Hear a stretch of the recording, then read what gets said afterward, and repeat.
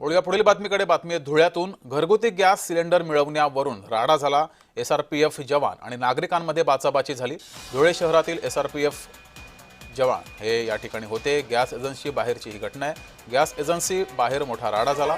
त्यानंतर पोलीस बंदोबस्त या ठिकाणी वाढवला गेला।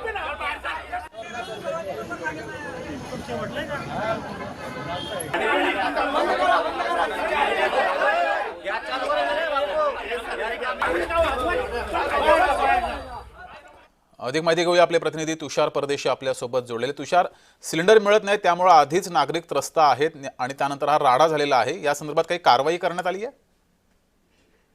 नक्कीच या ठिकाणी जगदीश पाहायला गेलं तर सकाळपासूनच अनेक गॅस एजन्सीवरती या ठिकाणी नागरिकांनी गर्दी केली होती। गॅस बुकिंगसाठी गर्दी करण्यात आली होती। त्यातच एसआरपीएफ जवानांचा जे स्पेशल या ठिकाणी गॅस एजन्सी त्या ठिकाणी जवानांनी आणि त्यांच्या कुटुंबियांनी आज सकाळपासूनच गर्दी केली होती। मात्र या ठिकाणी काही जवान या ठिकाणी बुकिंगसाठी घेत आहेत, पण नागरिकांमध्ये आणि त्यांच्यामध्ये काय ते नंबर लावण्यावरून हा वाद झाला। हा वाद एवढा भयानक झाला की या ठिकाणी अक्षरशः धक्काबुक्की जवानांना करण्यात आली। एकंदरीत पाहायला गेलं तर एका ठिकाणी जिल्हाधिकारी सांगतात की गॅसचा मुलं साठा शिल्लक आहे, कोणीही गर्दी करू नये, ऑफरवरती विश्वास ठेवू नये। मात्र असं असलं तरी नागरिक हे गर्दीच करत आहे। त्यामुळे एकंदरीत पाहायला गेलं तर बुकिंग जे ऑनलाईन बुकिंग आहे ही या ठिकाणी होत नाही आणि त्यामुळे जे ग्राहक आहे हे गॅस एजन्सीवरती स्वतः आता बुकिंगसाठी गर्दी करत आहे। त्यामुळे या ठिकाणी प्रत्येक ठिकाणी आता राडाची या ठिकाणी संभावना होते आणि कुठल्याही प्रकारची या संदर्भात अजून तक्रार दाखल झालेली नाही। त्यामुळे आता पोलीस प्रशासनाच्या या ठिकाणी एकंदरीत फौज फाटा लावून या ठिकाणी आता गॅसचे नंबर लावण्यात येईल।